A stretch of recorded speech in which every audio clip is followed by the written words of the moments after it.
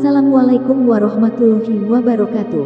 Allahumma sholli ala Sayyidina Muhammad wa ala ali Sayyidina Muhammad. Pemirsa yang dirahmati Allah, marilah kita simak ceramah dari Buya Ar-Razi Hashim dengan tema cara menerapkan ilmu hakikat dalam sholat. Sebelumnya marilah kita perbanyak sholawat minimal 1000 kali sehari, agar hidup kita penuh barokah dan mendapatkan syafaat kelak. Jangan lupa berikan dukungan kepada channel kami dengan memberikan super thanks seikhlasnya. Marilah kita doakan agar Buya Ar-Razi Hashim dan keluarga diberikan kesehatan dan kebahagiaan dunia dan akhirat. Amin ya robbal alamin. Asy-syariah wal haqiqah itu ada beberapa makna. Apa kata beliau? Asy-syariah, syariat itu artinya amrun biltizamil ubudiyah, adalah suatu perkara, suatu perintah yang berkaitan dengan iltizamul ubudiyah, mengenai iltizam, mulazamah, kedisiplinan dalam beribadah. Adapun haqiqah itu adalah musyahadatul rububiyah. Di saat orang beribadah, di saat seseorang sujud, rasa yang dia dapatkan ketika sujud yaitu merendahkan jiwanya, menurunkan egonya, menghabiskan kediriannya, keegoannya. Maka orang-orang ini sedang menjalani proses syariat plus hakikat. Jadi sujud kita itu yang kita sebut khusyuk, sholat khusyuk, tawadu, tadarru, ya. Semua istilah ini adalah istilah-istilah hakikat. Adapun kalau kita sebut apa hukum sholat, sholat wajib, sholat sunat, sholat makruh pada jam tertentu, ini istilah dalam ilmu syariah. Nah, sahabat yang melakukan Allah, ketika kita menyebutkan saya sujud dan merasakan kedekatan dengan Allah, maka orang ini sedang menggunakan istilah hakikat. Karena kalau disebut dekat, kedekatan itu ada pada ruhani. Nah, inilah yang dikatakan oleh Imam Al-Qushairi, al-amru biltizamil ubudiyah, ketika orang disiplin dalam amal zahir, ibadah-ibadah zahir, maka dia disebut bersyariat. Apabila qalbunya terhubung kepada Allah, maka dia disebut berhakikat. Jadi orang yang berhakikat itu mustahil dapat terhubung kepada Allah jika dia tidak bersyariat. Nah, maka dikatakan di sini, fakullu syari'atin ghairu muayyadatin bil haqiqah fa ghairu maqbul. Setiap orang yang bersyariat, lalu seperti misalnya dia sujud, dia ruku, tapi qalbunya tidak koneksi dengan Allah Subhanahu wa taala, maka syariatnya, amalnya ini tidak diterima di sisi Allah Subhanahu wa taala. Nah, inilah yang kita sebut misalnya ketika saya bersedekah tidak ikhlas kepada Allah, maka saya tidak berhakikat. Jadi inilah yang kalau boleh kita sebut hubungan antara fikih dan tasawuf. Jika tasawuf sesederhana itu, apakah yang perlu kita ingkari? Jika tazkiyatun nufus sangat sederhana sekali, kenapa kita takut mempelajarinya? Mungkin selama ini kita mengasumsikan bahwa tasawuf itu ketika orang belajar zikir nanti jadi gila, ketika orang belajar agama nanti dia meninggalkan sisi dunianya. Nah, mungkin itu bayangan kita. Teman-teman semua, itu bukanlah tasawuf. Itu adalah personal orang itu sendiri. Untuk meninggalkan sisi duniawi seseorang, dia tidak perlu bertasawuf. Bahkan seseorang yang melakukan satu pelanggaran seperti mengkonsumsi yang haram saja, dia akan meninggalkan sisi duniawi keluarganya.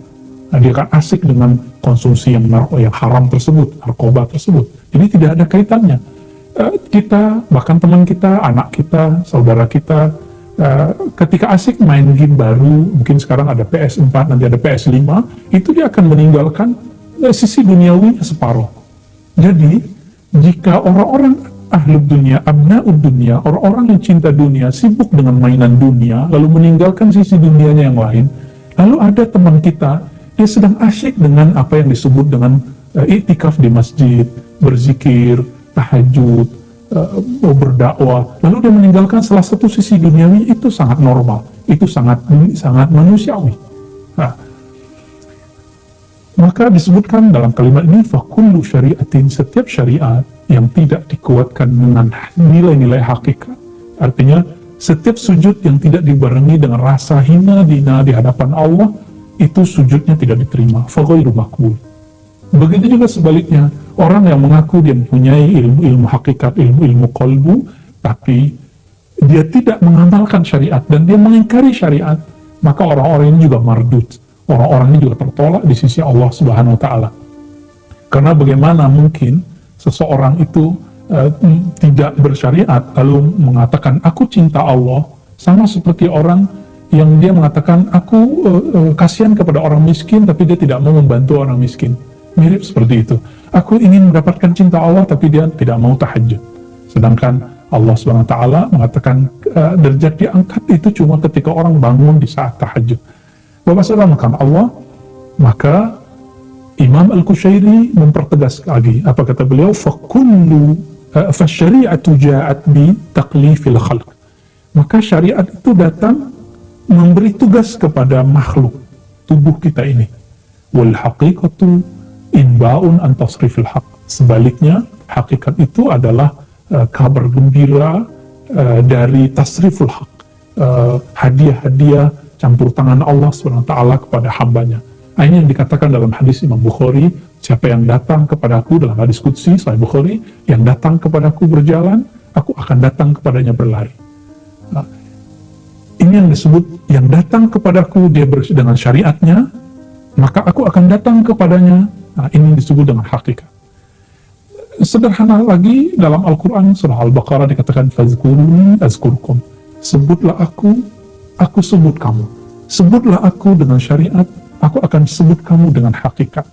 Kira-kira seperti itu. Jadi sangat sederhana sekali. Nah, namun karena kabar yang berseliweran tentang tasawuf, tentang tazkiyatun nufus, tentang tarekat, tentang sufi, itu tidak berbanding dengan yang sebenarnya yang mereka alami, akhirnya yang terjadi adalah persepsi yang menyimpang, ya.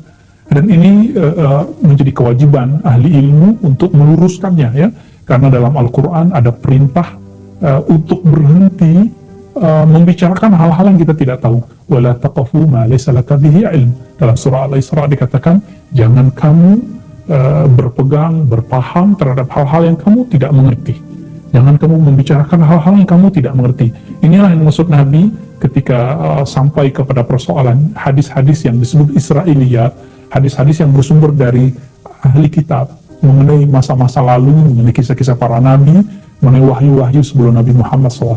Apa kata Nabi? Fala tusaddiquhum wa la tukadzibuhum. Jangan langsung kamu terima, jangan langsung kamu tolak. Begitu juga jika mendengar satu hal mengenai tasawuf, tarekat, jemaah tabligh, salafi, apapun itu, ya, tentang isu-isu khilafah, mazhab, jangan langsung ditolak, jangan juga langsung diterima. Mungkin ada sisi yang benarnya, mungkin ada sisi yang tidak tepatnya. Nah, lalu Imam Al-Qushairi menambahkan, ya, apa aplikasi lebih mudah tentang hubungan syariat dengan hakikat dan tidak bisa dipisahkan, ya. Wasyari'atu qiyamun bima amar. Orang bersyariat itu menunaikan perintah dari Allah, wala tulku biaidikum ila tahlukah. Jangan kamu biarkan dirimu terjebak, tercampakkan ke dalam kebinasaan. Lalu hakikat mana? Syuhudun lima qadha wa qaddara. Menyaksikan, meridai apa yang Allah kehendaki dan apa yang Allah takdirkan. Contohnya begini, di antara sahabat itu sudah berusaha untuk menghindari kerumunan, sudah mencoba untuk social distancing, tapi kemudian masih sakit. Maka yang harus dilakukan ini adalah proses hakikat. Apa itu? Musyahadatul haq. Menyaksikan peran Allah lalu meridainya. Imam Abdul Hasan Syazili, seorang imam ahli hakikat yang juga ahli syariat, beliau mengatakan apa? Sangat aneh jika ada orang percaya kepada Allah tapi tidak menerima ketentuan dari Allah, tidak ridho kepada takdir dari Allah. Kalau orang tidak percaya Allah, sangat mungkin dia tidak meridhai takdir Allah. Tapi betapa bohongnya, betapa dustanya seseorang mengatakan, aku iman kepadanya, tapi aku tidak meridhai takdirnya. Nah, kejadian hari ini, syariatnya kita ya keluar mungkin pakai masker, atau jaga jarak, sholat yang terasa aneh hari ini, masjid kita dibuka, ya, tapi safnya dijarak. Tapi itu bagian dari syariat. Itu bagian dari syariat, yaitu mengambil asbab. Oleh karena itu di Banten, di Sunda, di daerah-daerah Jawa Barat, orang kalau belajar urut, Lalu kalau kita datang ke tukang urut disebut ngambil syariat urut gitu. Karena maksudnya adalah kita kalau berobat itu zahirnya datang kepada orang yang mengobati, hakikatnya kesembuhan dari Allah Subhanahu wa taala. Jadi aplikasi lainnya, ketika kita sakit, kita berobat, itu syariat. Namun kesembuhan bukan dari dokter, bukan dari obat, tapi dari Allah Subhanahu wa taala. Mutlak dari Allah. Betul banyak orang yang berobat gak sembuh, tahu-tahu dikasih air putih oleh seorang yang soleh, sembuh. Dan itu kejadian itu sudah di mana-mana ya, apalagi Indonesia yang sangat mencintai guru-gurunya, orang-orang yang soleh. Bapak saudara makan Allah, Imam Al-Qushairi menukil kembali perkataan gurunya Imam Abu Ali Ad-Daqqaq. Imam Abu Ali Ad-Daqqaq ini ulama yang sangat apik dalam menselaraskan antara syariat dan hakikat. Apa kata beliau? Sebenarnya syariat dan hakikat itu ada dalam salah satu penafsiran dari Iyyaka na'budu wa iyyaka nasta'in. Iyyaka na'budu secara harfiah, hanya kepadamu ya Allah aku berubudiyah, menyembah. Apa kata beliau Imam Abu Ali Ad-Daqqaq? Inilah yang disebut dengan asy-syariah, yaitu syariat. Adapun al-haqiqah itu adalah wa iyyaka nasta'in, hanya kepadamu lah ya Allah aku meminta tolong, itu secara harfiah. Namun kami menerjemahkannya lebih dalam lagi, menurut kami ini lebih sesuai. Secara hakikat nasta'in, minta tolong itu karena dalam hati saya ada perasaan bergantung kepada zat atau orang, objek yang saya ingin minta tolong kepadanya. Maka iyyaka na'budu wa iyyaka nasta'in. Iyyaka na'budu adalah syariat beribadah, syariat berobat, syariat bekerja. Adapun nasta'in, hanya kepadamu ya Allah kami bergantung dalam mendapatkan kesyukuran darimu ya Allah, ingin mendapatkan rezeki, kami bekerja syariatnya ya Allah, maka rezeki darimu wahai Ar-Razzaq, wahai yang maha merazak. Kami belajar ya Allah, tapi ilmu itu dari engkau ya Allah ya alim ya alim. Ini yang dikatakan Nabi SAW dalam hadis Bukhari, innama ana qasim wallahu yu'ti, wallahu mu'ti. Aku hanyalah orang yang mentransfer ilmu kepada kalian, tapi yang memberi pada hakikatnya adalah Allah. Nah, inilah pemahaman ini sampai kepada Imam Syafi'i. Imam Syafi'i mengatakan, sebagaimana diriwayatkan oleh Imam Abu Nu'aim dalam Hilyatul Awliya dan kitab Al-Baihaqi, Manaqib Imam Syafi'i, dikatakan di situ apa kata beliau? Aku berharap jika ada satu ilmu, satu kitab dipelajari dariku, fala yunsab ilayya, maka kitab itu kemudian tidak dianggap bersumber dariku. Karena keikhlasan inilah Imam Syafi'i, namanya Allah torehkan sampai saat ini dalam kolbu setiap orang beriman yang belajar tentang hukum-hukum Islam. Siapa hari ini di antara orang yang ngaji, belajar, walaupun tidak santri, yang tidak kenal dengan Imam Syafi'i? Meskipun orang itu tidak bermazhab, bahkan dia anti mazhab, disebut Imam Syafi'i, ada kekaguman dalam hatinya. Kenapa? Karena beliau mempunyai hakikat yang bagus. Beliau mengajar itu syariatnya, tapi pada hakikatnya beliau mengatakan, ilmuku ini milik Allah, bukan milikku sendiri. Jika ada orang mengklaim ini miliknya, tidak masalah. Maka saya berharap teman-teman para pendakwah, baik pendakwah yang mensupport dakwah, baik dalam bentuk sosial media, YouTube, Facebook, jika ada orang kemudian mengambil video kita, mengambil kajian kita, biarkan, izinkan saja. Kenapa? Saya malu kepada Allah, saya malu kepada Rasulullah, saya malu kepada Imam Syafi'i, malu kepada Imam Bukhari. Imam Bukhari sampai hari ini bukunya paling laku, bahkan lebih laku dari buku Imam Syafi'i. Tapi apakah beliau dapat benefit dari buku yang dicetak hari ini? Secara maliyah, materi beliau tidak dapat. Maka saya pun berazam, setiap kali menyetak buku, mengeluarkan buku, kita wakafkan, kita bagikan saja. Kita berharap semoga di akhirat nanti kelak kita berada bersama imam-imam tersebut. Ya, imam-imam tersebut, meskipun mereka mengatakan kami tidak dijamin masuk surga, tapi kalau bukan mereka lalu surga siapa lagi? Ya, mereka-mereka yang betul-betul dekat kepada Allah. Tapi mereka punya adab. Apa adabnya? Kami belum tentu masuk surga. Ya, Bapak saudara Allah, sahabat yang dimuliakan Allah, nah inilah bab hakikat. Biarkanlah kita lelah-lelah berdakwah, capek-capek untuk membagi-bagi ilmu-ilmunya Allah, lalu nama kita nggak disebut orang, ya, nggak disebut orang, nggak diapresiasi orang, biarkan itu terjadi, serahkan semuanya kepada Allah. Inilah dakwah bersyariat, dakwah berhakikat. Nah, saya mengajak kita semua untuk sampai kepada level ini, dan itu perlu latihan. Dan latihan yang paling bagus di luar kita berdakwah adalah kita mendakwahkan diri kita sendiri kepada Allah. Apa makna dakwah? Dakwah artinya mengajak. Jika kita mau mengajak orang ke suatu tempat, kita harus mengenal tempat itu. Jika saudara, sahabat semua ingin mengajak seseorang kepada Allah, kita harus tahu jalan kepada Allah. Maka ajak dulu diri kita bangun malam hari. Ajak dulu diri kita berhakikat dalam membaca la ilaha illallah. Baca la ilaha illallah secara syariat mudah. Saya baca la ilaha illallah, itu syariat. Tapi secara hakikat, saya kemudian meniadakan diri, mengatakan, aku tidak berperan kecuali hanya Allah. Tapi secara zahir tetap kita yang bertanggung jawab. Maka sahabat yang melakukan Allah, ini kita turunkan ketika kita punya anak. Mungkin teman-teman sebagian sudah punya anak, bahkan punya cucu. Jika kita punya cucu, jangan dibanggakan di hadapan orang. Jika kita punya murid, nah ini ujian para ustadz, para guru. Apa ujiannya? Ketika melihat muridnya besar, hebat, apa yang muncul? Godaan syaitan. Oh, itu kalau bukan karena saya, dia tidak akan jadi ustadz, tidak akan jadi alim. Betul, murid yang tahu diri akan mengatakan itu. Maka kita lihat dari sosok Imam Syafi'i. Apa kata Imam Syafi'i? Imam Syafi'i mengatakan, laula Malik lahalaktu. Kalau bukanlah karena Malik, aku binasa. Yang sering dinukil oleh Imam Abu Nu'aim, imam-imam yang lain, Imam As-Subki, itu ada kalimat, laula Malik wa Sufyan lahalakal Hijaz, lahalakatil Hijaz. Kalau bukanlah karena dua guru ini, Imam Malik dan Imam Sufyan bin Uyainah, maka negeri Hijaz yang sekarang separuhnya adalah negeri Saudi, akan binasa secara keilmuan. Nah, maka dulu kami ketika diwisuda oleh guru kami, Allah yarham, Syekhuna Ali Mustafa Yaqub, kami mengatakan, laula Syekhuna Ali Mustafa lahalakar Razi.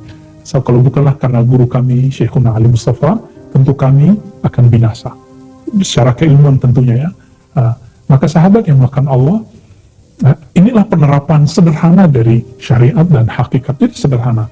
Maka besok kita bekerja, mungkin ada yang bekerja dari rumah, ada yang udah masuk kantor dengan new normalnya, maka berangkatlah bekerja, tapi iktikadkan bahwa yang memberi hanya Allah, yang menebar rezeki hanyalah Allah. Karena kalau berharap ke perusahaan bisa bangkrut. Kita bersandar diri, bergantung kepada bos bisa jadi juga kolab, ya. Semuanya bisa terjadi. Maka saya khawatir orang-orang yang menduakan Allah dalam pikirannya dengan bos-bosnya, dengan tempat kerjanya, bahkan mohon maaf, orang yang paling aman kerjanya adalah pegawai-pegawai pemerintah. Itu pun saya katakan itu tidak aman juga. Meskipun kita sudah lihat sekarang karyawan sudah banyak yang di PHK, ada yang dirumahkan saja, yang belum di PHK. Semua itu bukti bahwa Allah sedang menegur kita semua. Jangan-jangan selama ini kita menganggap yang memberi rezeki, yang membagi-bagi rezeki itu adalah tempat kerja. Ya, kami juga pernah mengalami itu, dan saya yakin kita banyak mengalami itu. Dan ini teguran, semoga ini tidak berulang kembali, bahwa sebenarnya Ar-Razzaq, pemberi rezeki adalah Allah. Jadi secara syariat bekerjalah, secara hakikat yakini itu dari Allah. Secara syariat berobatlah, secara hakikat mintalah kesembuhan kepada Allah. Secara syariat kita perjuangkan orang sakit supaya sembuh, namun jika Allah kemudian ambil nyawanya, itu hakikatnya berpulang kepada Allah Subhanahu wa Ta'ala. Sahabat yang melakukan Allah, dengan demikian Imam Al-Qushayri memberikan quote bagian penutup, ya. Apa kata beliau? Sesuai perkataan Abu Ali Ad-Daqqaq, iyyaka na'budu, kepada kamu kami menyembah, artinya kami menyatakan menjaga syariat, disiplin menjalankan syariat. Sedangkan yang kedua, wa iyyaka nasta'in, kami ingin mempelajari hakikat. Jadi saran saya kepada teman-teman yang sudah hijrah, sudah menemukan guru jangan satu. Selevel Imam Bukhari berguru kepada ribuan orang, 1.700 gurunya. Imam Abu Hanifah berguru kepada 4.000 orang. Imam Ibn Hibban kepada 2.000-an orang lebih. Sampai hari ini guru-guru itu banyak. Jika kita berguru kepada seseorang, maka syariatnya kita harus berguru kepada yang lain. Kenapa? ilmu Allah itu maha luas, dengan seluas banyaknya makhluknya, lebih lagi dari itu, dilipat gandakan lagi dari itu. Maka kalau kita berguru ke seseorang, kita wajib juga berguru kepada yang lain. Nah, sehingga kalbu ini terbuka. Jadi datang berguru kepada orang itu disebut syariat, meyakini bahwa ilmu itu dari Allah, itulah hakikat. Sahabat yang dimuliakan Allah, mari jaga asbab hakikat dan tunggulah keajaiban dari hakikat Allah SWT. Zikirlah kepada Allah, maka akan muncul hakikat ketenangan dalam diri. Jadi kalau ada orang mengatakan, Ustadz saya sudah zikir kok gak tenang. Iya, salahnya kenapa Anda sudah zikir? Yang diperintahkan Allah itu zikir sebanyak-banyaknya, bukan sudah berzikir. Jadi kalau ada orang yang selalu berzikir, pasti dia tenang. Tapi kalau dia mengatakan, tadi pagi aku sudah zikir, ya mungkin waktu itu kita tenang. Tapi setelah itu selesai, ketenangannya berjarak kembali. Nah, zikir itu ibarat cahaya. Cahaya itu penting bagi kita. Kita kalau dunia ini tidak bercahaya, kita ketakutan. Nah, semakin orang jauh dari cahaya, semakin dia ketakutan. Maka mendekatlah, semakin mendekatlah kepada cahaya zikir, cahaya sholat, cahaya Quran, cahaya ilmu, maka ketenangan qalbu akan Allah berikan kepada kita semua. Sahabat yang dimakan Allah, demikianlah pembahasan sederhana yang sering berseliweran di luar. Apa itu syariat, apa itu hakikat, berdasarkan kitab Ar-Risalah Al-Qushairiyah. Ya, mungkin ada yang mau bacaan pertanyaan yang mau kita sampaikan ya. Coba.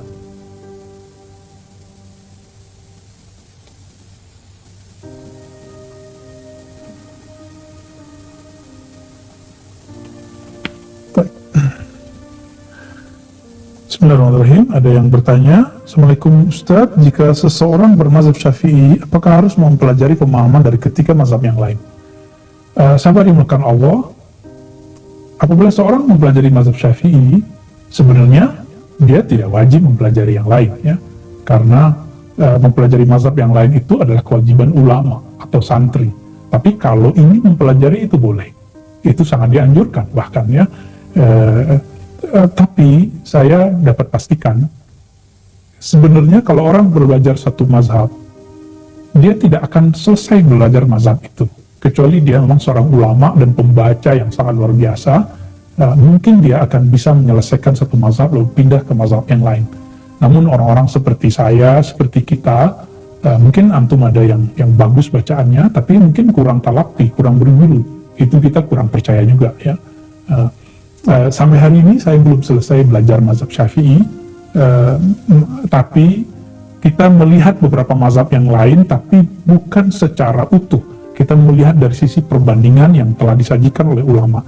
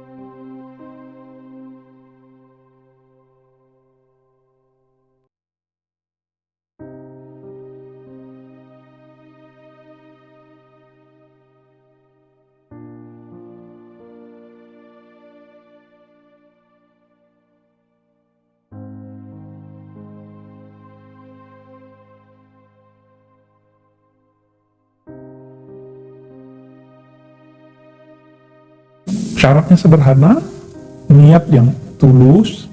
Yang kedua, mendengarkan secara. Jadi jika ada di antara kita yang kemudian mau berguru online tapi mendengarkan sepotong-potong, maka orang ini tidak sah berguru. Ya, jangankan itu, orang yang tatap muka saja tapi sering gaib, sering tidak hadir, tidak mendengarkan secara utuh, itu pun gurunya menganggap dia bukan murid yang baik, bukan murid yang setia, apalagi yang berguru secara online.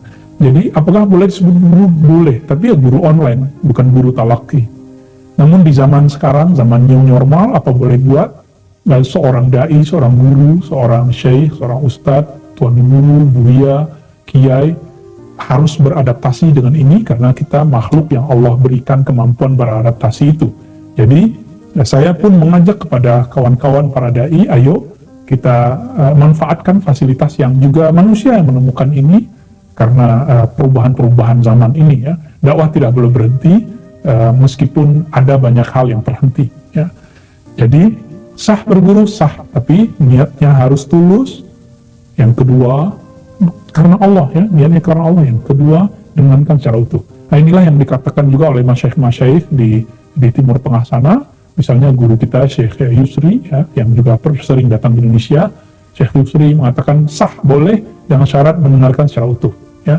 Salah satu guru dari Syekh Yusri namanya Syekh Ali Jum'ah itu pernah jadi korban potongan-potongan YouTube ketika membahas satu persoalan fikih.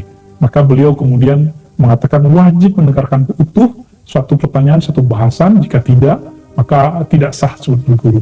Maka siapapun yang memotong video-video kita ya, siap-siap saja tanggung jawab di hadapan Allah, menjadi agen yang membuat orang tidak paham secara utuh. Tapi jika temanya selesai, meskipun belum satu ceramah, itu tidak apa-apa, ya itu boleh. Ya. Kelas? Nggak masuk.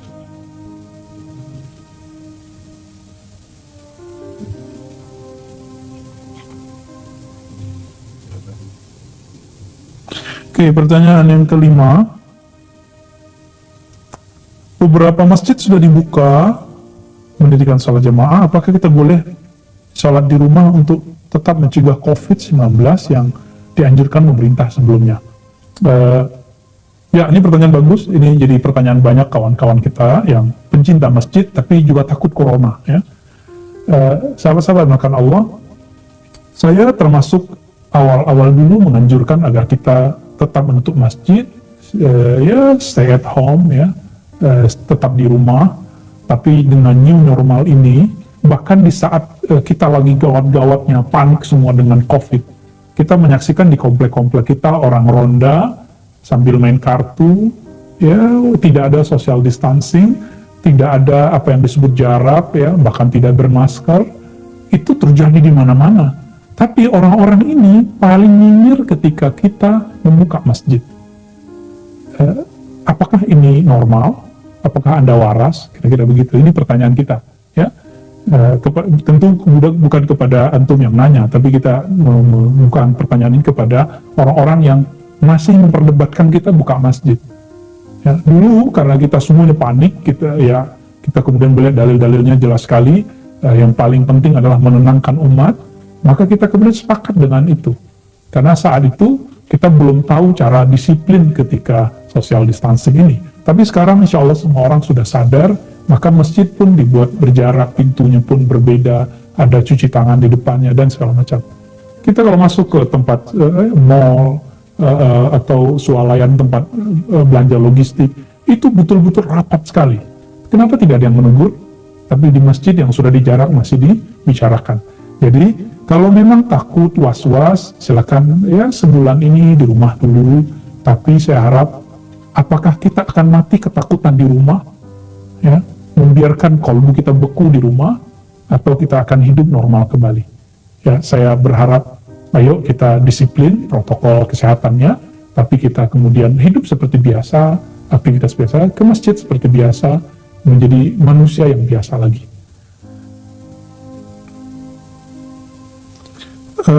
Bagaimana hukum baca Al-Quran tanpa ada bimbingan Al-Quran dan belajar sendiri hanya dari YouTube-nya?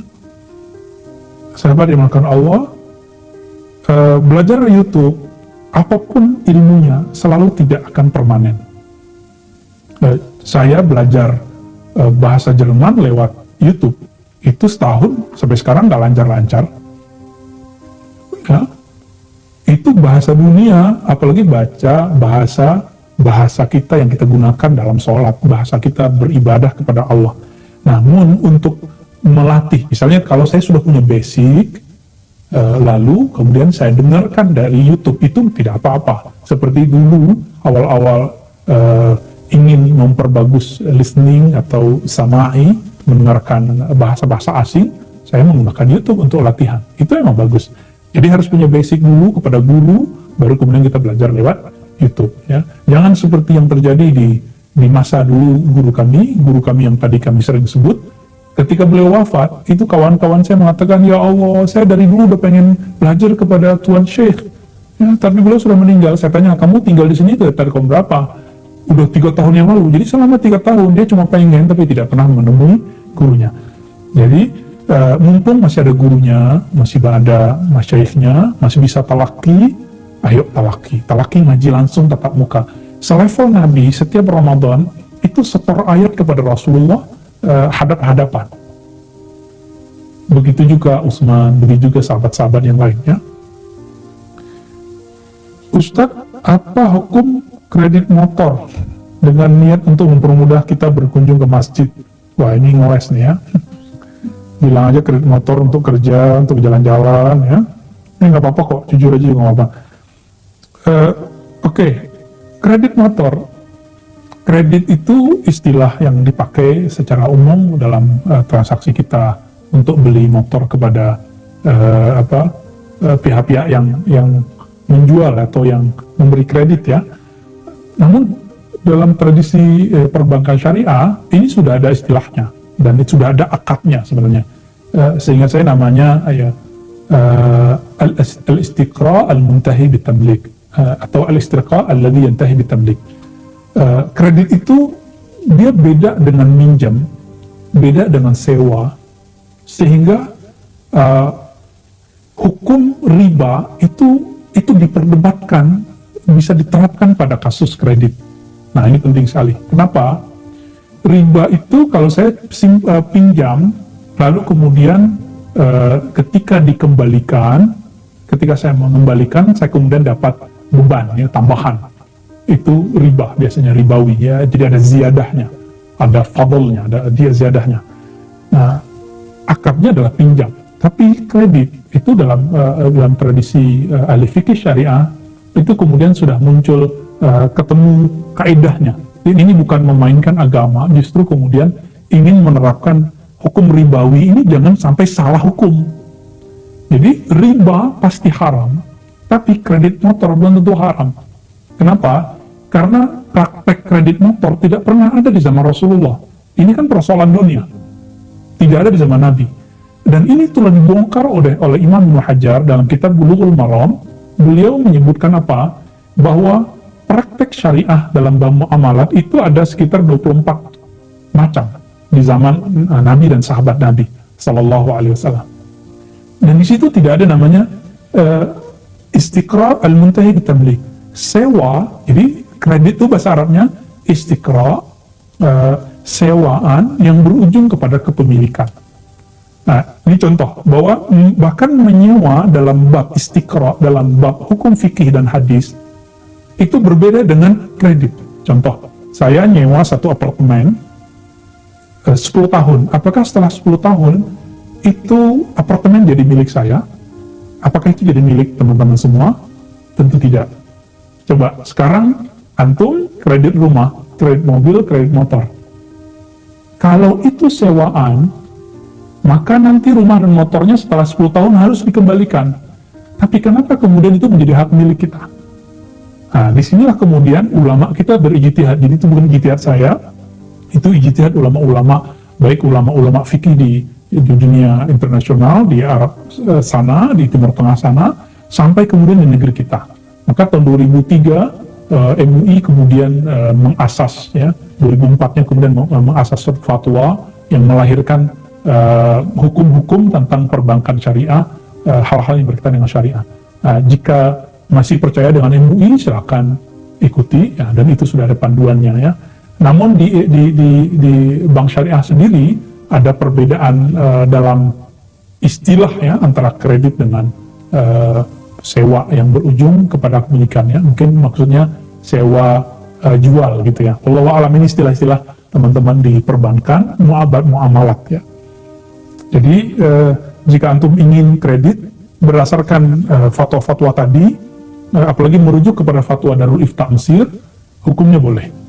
Tapi kalau mengikuti kepada fatwa konvensional yang lama, ya hukumnya tidak boleh ya. Saya tidak bisa menegaskannya, namun silakan dilihat saja pembahasan yang tadi ya. Banyak sekali nih. Ustadz, saya suka gelisah, mohon petunjuk, bahkan sering marah-marah, padahal saya sudah berhijrah beberapa tahun lalu. Ini kok boleh ditanya, orangnya sudah nikah belum ya? Mungkin dia belum nikah. Karena orang-orang yang tiba-tiba marah, emosionalnya, kadang-kadang dia belum punya pendamping yang bisa meredam. Karena dalam Al-Quran, surah Ar-Rum itu ya, disebutkan bahwa Allah menjadikan pasangan litaskunu, agar sukun. Sukun, saya masih ingat dulu Syekh Aiman Suwaid, guru kami dari Damaskus sana, beliau mengatakan litaskunu, secara harfiah kata sukun, itu walaupun secara harfiah sederhana, yang tadinya barisnya A, I, U, sekarang menjadi sukun. Sukun itu dia nggak A di atas lagi, nggak di bawah lagi, nggak di depan lagi gitu. Beliau kelakar seorang ulama, tapi filosofi maknanya masuk. Litaskunu biar sukun, biar dia tenang. Tapi jika malah menikahnya tidak dapat sakinah, mungkin tidak ada kesamaan, maka teman-teman jangankan beda agama, beda manhaj saja itu bisa tengkar di rumah. Ya, sahabat-sahabat saya beberapa, mohon maaf, sudah gagal dalam berumah tangga cuma karena satu berpaham A, satu berpaham B, padahal masing-masing muslim, sama-sama berhijrah. Nah, jadi kita bukan eksklusif, tapi kalau ingin umur pernikahannya panjang, silahkan cari yang sepaham sama dan berkarakter mirip. Jadi gimana caranya? Jika belum ketemu itu, perbanyak puasa, karena puasa itu bukan hanya menahan syahwat, tapi juga menahan emosi. Menahan emosi. Jadi untuk menghilangkan kegelisahan, banyak-banyak puasa. Banyak-banyak puasa. Lalu diisi, tidak hanya dikosongkan, lalu diisi dengan nama-nama Allah Subhanahu wa Ta'ala. Perbanyak nama Allah, ya Allah, kemudian ada satu nama lagi yaitu Al-Mu'min Al-Muhaimin. Allah yang memberi ketenangan, kedamaian. Al-Mu'min Al-Muhaimin. Wiridkan ini, amalkan ini, ya Allah, ya Mu'min, ya Muhaimin. Insya Allah diperbanyak ini pagi, sore, misalnya didisiplinkan 100 kali, 100 sore ya, pagi, sore, nanti akan ada efeknya. Tapi jangan berharap langsung, kenapa? Karena antum zikirnya cuma pagi, sore. Orang kalau ingin mendapatkan rahasia langsung, dia harus berzikir tiada henti. Ya, baru akan terasa langsung kedahsyatannya.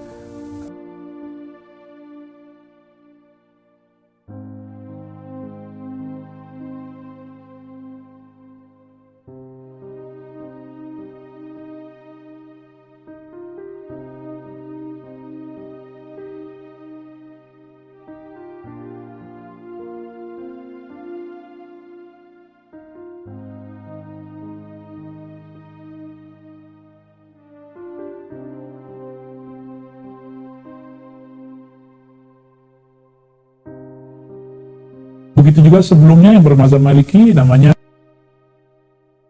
Tazkirah. Nah, di dalam kitab ini kalau kita ringkas cara berbuat baik ke orang tua, nah ini terlepas dari perdebatan awam. Saya sebut ini perdebatan awam karena memang tidak paham hadis sebenarnya.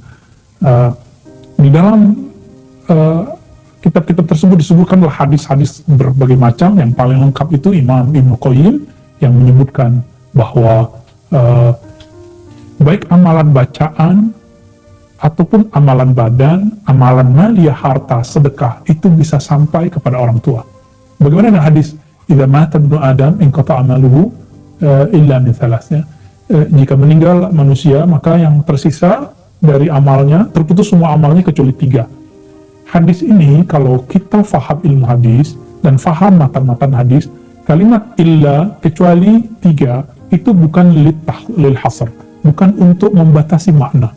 Karena di dalam hadis Ibnu Majah disebutkan lebih dari 5, 6 lebih kurang ya.